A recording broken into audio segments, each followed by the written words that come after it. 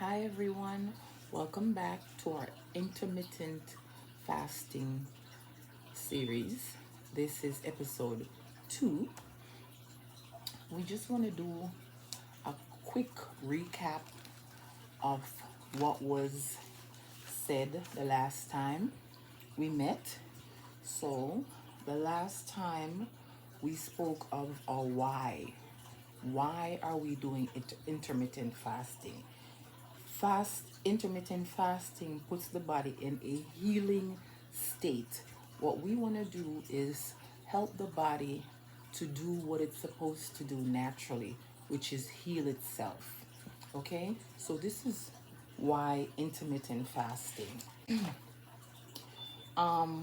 Last week we spoke in depth about the eating windows and the fasting window.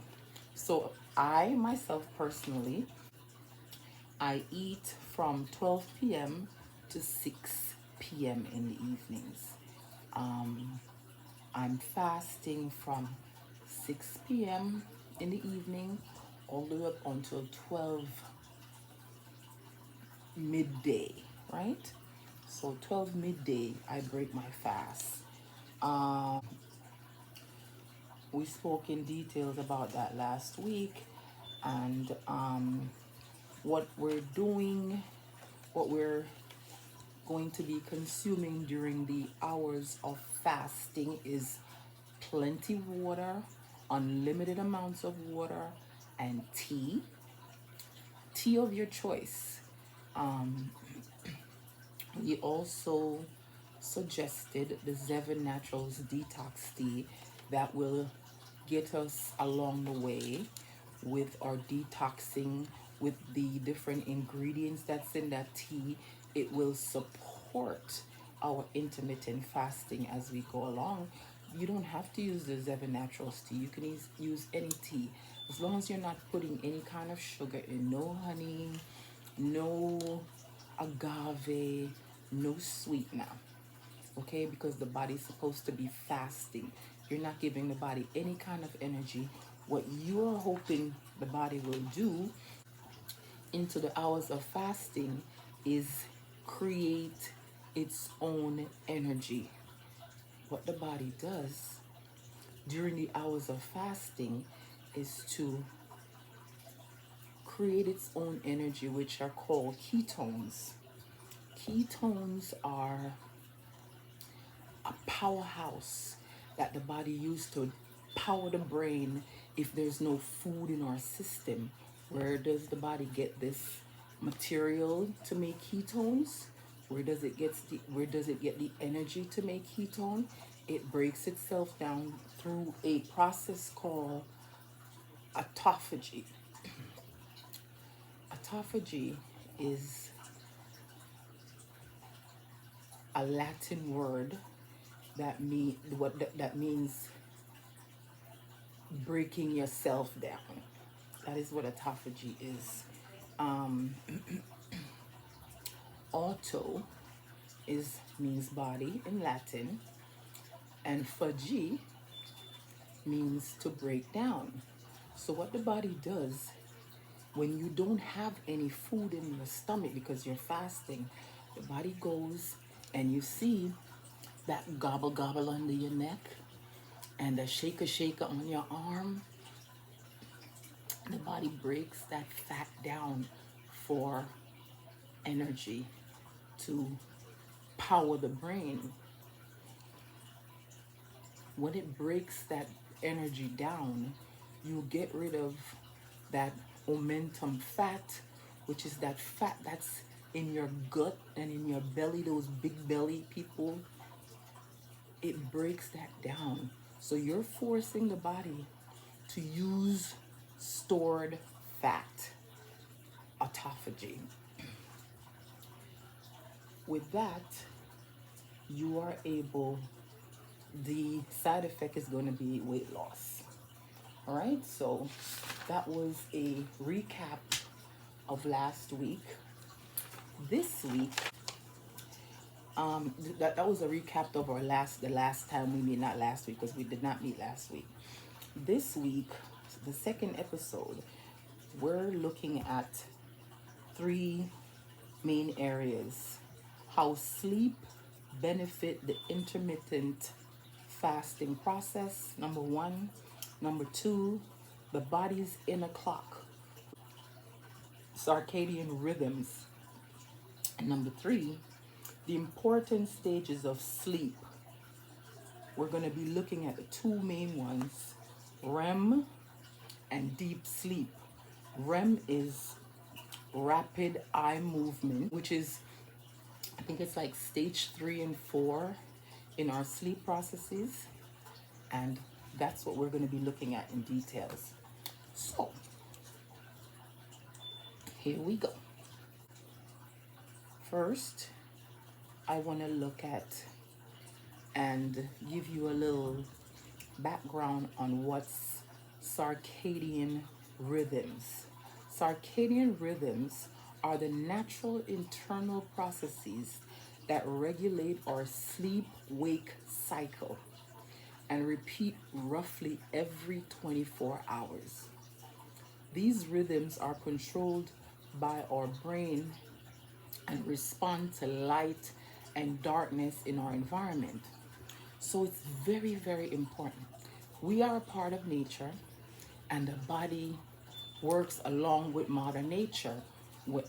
In the daytime, we're supposed to be up and around doing things, and at night, when Mother Nature says everything is dark and the night falls on the land, we're supposed to be sleeping during those times. If your body is going against that and you're a night worker, sleeping during the day and up at night, you're throwing your whole body processes, rebuilding, replenishing, you're throwing all of that off. With the what we see is a lot of people who work at night.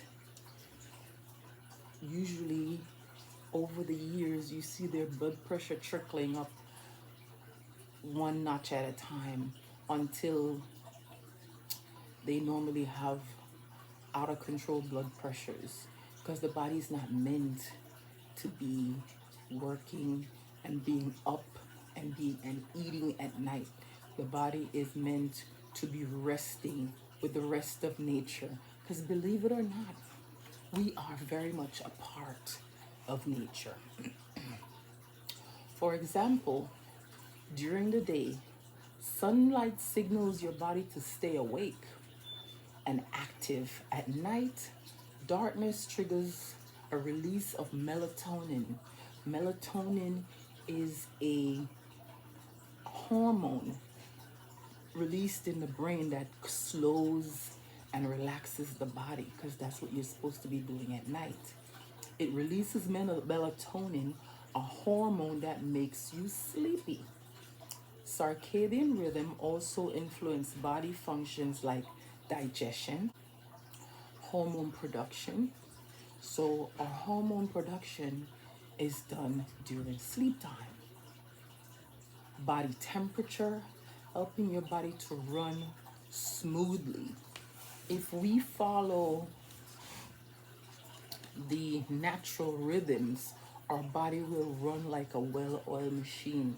We get sick because we throw our body out of its natural state. Keeping a consistent sleep and meal schedule can help maintain healthy circadian rhythms. All right, so we're going right into sleep.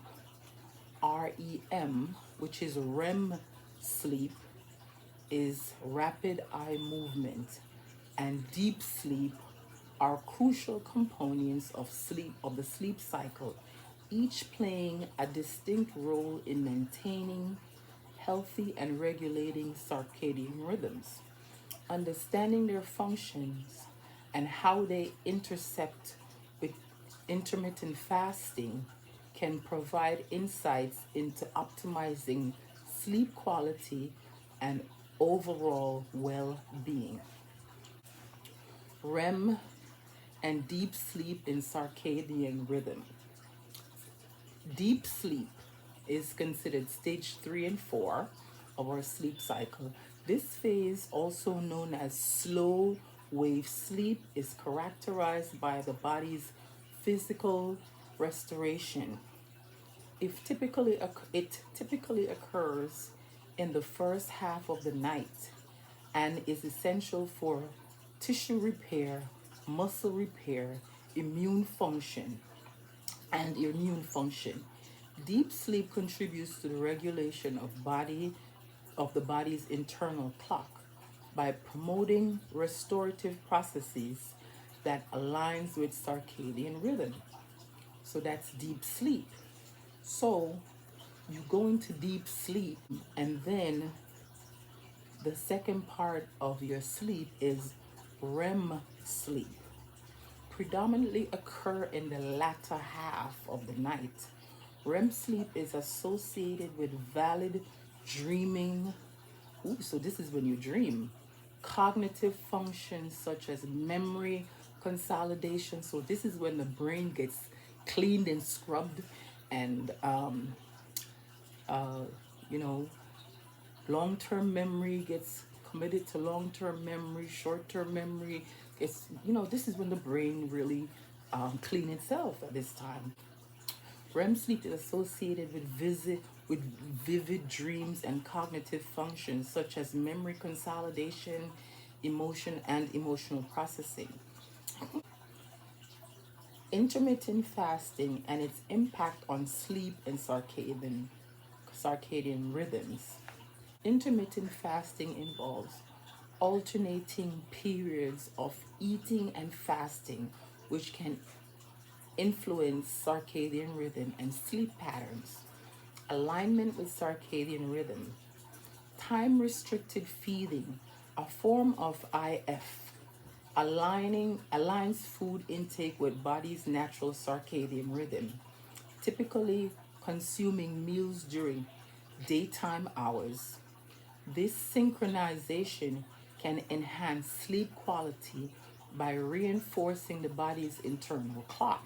Hormonal regulations. IF may affect the secretion of hormones like melatonin, which regulates sleep wake cycle, potentially leading to improved sleep onset and quality. Metabolic health. By improving metabolic parameters, IF, which is intermediate fasting, the IF is intermediate fasting, can indirectly support better sleep patterns as metabolic health is closely linked to sleep quality. So we need to take these into consideration. While intermittent fasting can positively influence sleep rhythms, individuals respond different individual responses vary. It's essential to maintain consistency, adhere to regular sleep and eating schedule to support circadian alignment. Monitor sleep quality. Pay attention to how dietary patterns affect your sleep. Adjust as necessary to ensure restorative sleep stages. In summary, REM and deep sleep are integral to circadian rhythm and intermittent fasting. When aligned with these natural cycles, may enhance sleep and quality of health overall. So, there is a Kai, which is in Chinese, Chinese medicine is like,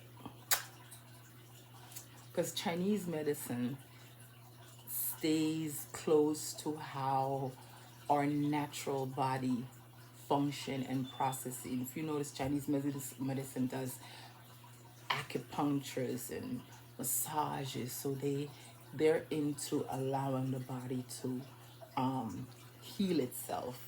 So I just wanted to tap into a concept here from traditional Chinese medicine. It's called the concept of circadian rhythm based schedule for organ function central to traditional Chinese medicine. So, this actually gives you a schedule of the different organs and how and what time they get cleaned and what goes on in them according to how if we stay consistent with um, Mother Nature, and if we go to bed, when the sun goes down and all that. Chinese medicine, or Qi, has organ a time organ function list. I saw this and I thought it was very interesting, and I thought I would introduce it to you guys, so you have just like an idea of how the body, once our stomach is empty and there's nothing to digest, what the body does when it's in this long-term fasting. Well, not it's not even long-term, it's intermittent, but when it's in the intermittent fasting process, after 12 hours you start getting some changes, and the body starts functioning from the alternate storage, which is the stored fat. So, with all this, the body is able to restore, sweep, mop, clean the different organs at nights if it's not digesting food. All right, here we go. Time organ function. Between 3 and 5 a.m., lung peak energy associated with processing grief and sadness. Ideal time for deep breathing and exercise. So between 3 a.m. and 5 a.m., best time for grief exercise. You do deep breathing, exercising, meditating. Yeah, that's why I'm up at 5 in the morning. That's where I do mine. You hear that fish tank running? I listen to that fish tank every morning and I meditate. You hear that water running? Yeah. I don't have a busted pipe. I have a fish tank that's constantly recycling water, and I like the sound of that recycling water. Between 5 a.m. and 7 a.m. is the time for the large intestines. That's when they do their elimination. They encourage morning bowel movement. You ever get up in the morning and you gotta, first of all, your kidneys get clean overnight, so you gotta go pee. And sometimes you gotta go poop. So your large intestines get clean between 5 and 7 a.m. in the morning. Hence, that bowel movement in the morning. Bing, bing, bing. So that's on schedule, your morning bowel movement. I remember my dad, every morning, he would sit in the bathroom. And every morning, like clockwork, now I know why. His intestines, his large intestines were eliminating and cleaning overnight. Between 7 and 9, the stomach best time for digestion. Recommend to have a hearty breakfast. Not for us right now because we're fasting. Unless you want to switch up your if you're a breakfast eater, you could do this. You could have breakfast in the morning, break your fast at say 7, and then you eat from about 7 till about 12 or so, or 1, and then you go into fasting earlier. It's up to you. You can juggle your time however it works for you.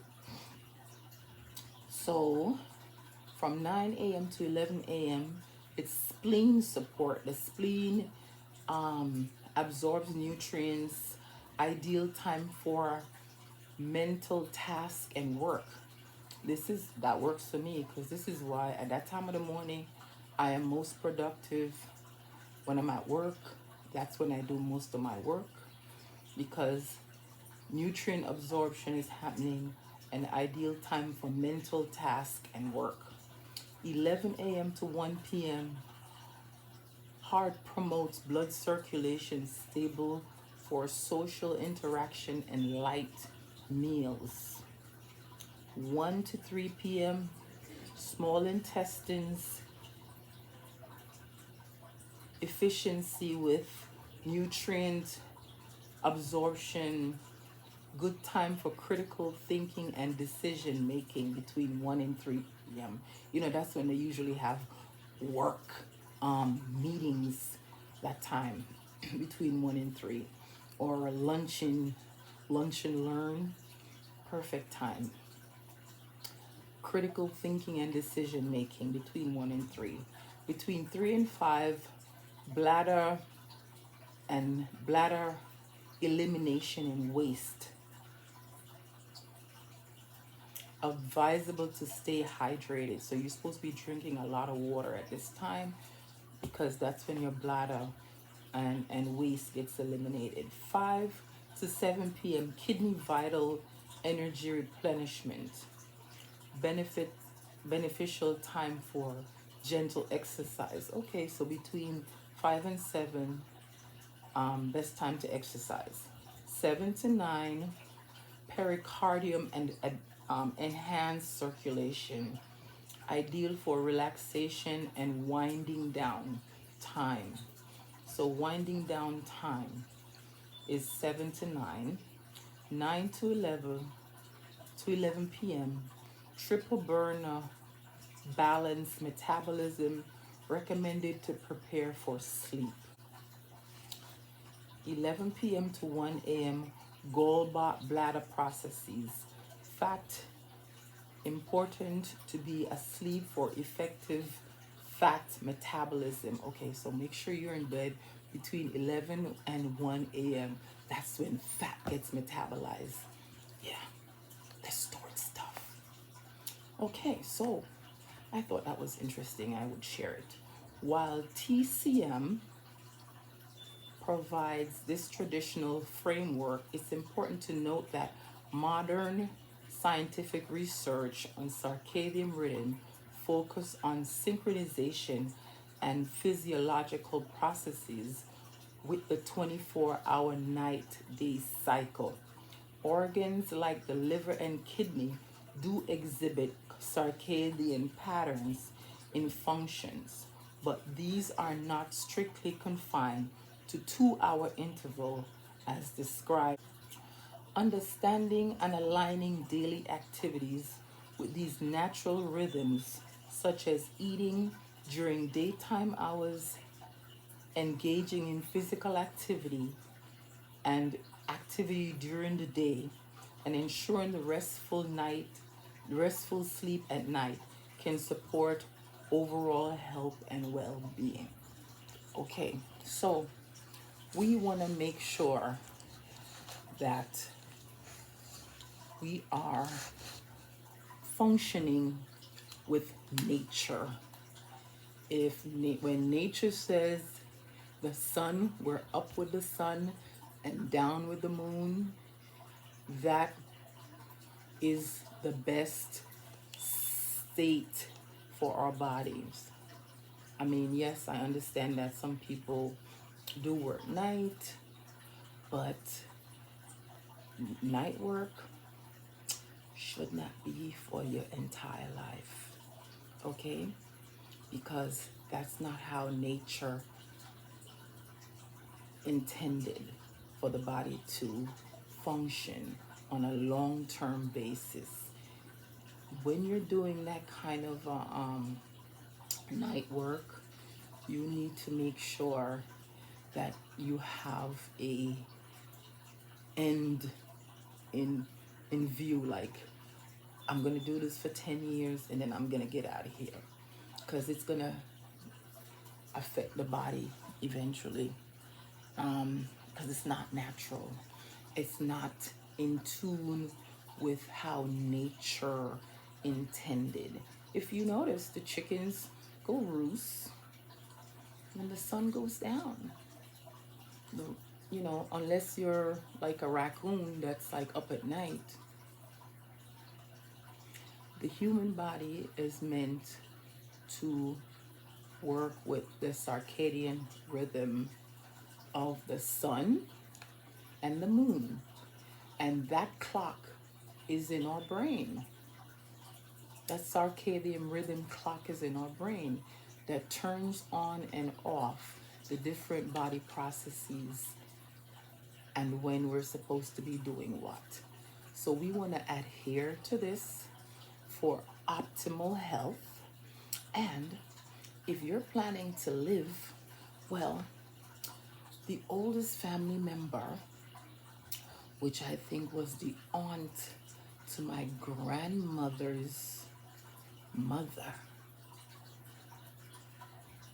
mom, lived until 114. So why I can't live until 120? Psh, get back to basic. We're going back to basic so we can live a long, healthy, productive life. And with that, I'm just gonna sip on my tea because I'm basically done eating for the night because I started eating earlier today. So, good night, and I'll see you for the next episode. Let me sip on my tea. Bye bye.